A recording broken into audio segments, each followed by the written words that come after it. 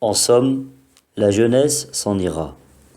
Si elle est dépensée dans la débauche, elle résultera, aussi bien de ce monde que de l'au-delà, des milliers de malheurs et des peines. Et interrogez les hôpitaux, les prisons et les cimetières, si vous voulez comprendre que de tels jeunes tomberont souvent dans les hôpitaux avec des maladies imaginaires provenant de mauvais abus et du gaspillage, dans les prisons ou dans les lieux de débauche avec excès, dans les cabarets avec soucis et peine.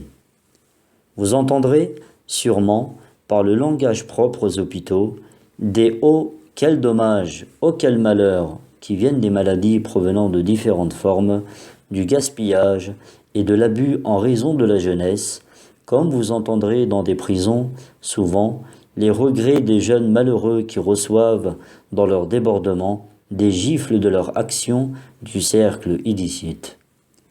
Vous saurez par les témoignages des saints de la découverte spirituelle des tombes et par l'affirmation et l'attestation de tous ceux de la vérité spirituelle que la plupart des tourments sont le résultat de tout genre d'abus de la jeunesse dans le monde de la tombe, dans le monde intermédiaire où les portes s'ouvrent et se ferment continuellement.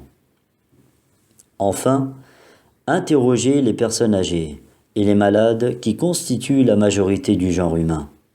La grande majorité dira certainement avec regret et déception « Hélas, nous avons dilapidé notre jeunesse dans des passions, ainsi nous l'avons perdue. Surtout ne faites pas comme nous. » Parce que, même si un homme qui passe sa jeunesse de 5 ou 10 ans dans les plaisirs illicites et qui subit des remords et des peines pendant beaucoup d'années dans le monde, des tourments dans le monde intermédiaire, des malheurs de l'enfer et de la géhenne, dans l'au-delà, attire la pitié, mais avec le mystère « Al-Radibil darari la yunzaru lahu » il ne pourra pas du tout mériter la pitié, parce qu'on n'accorde pas de compassion à celui qui entre dans la perte avec son propre consentement.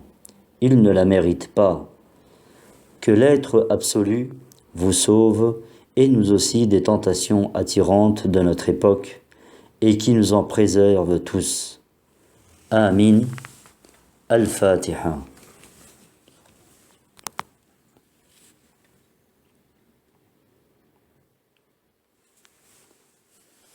Fin de la page 40.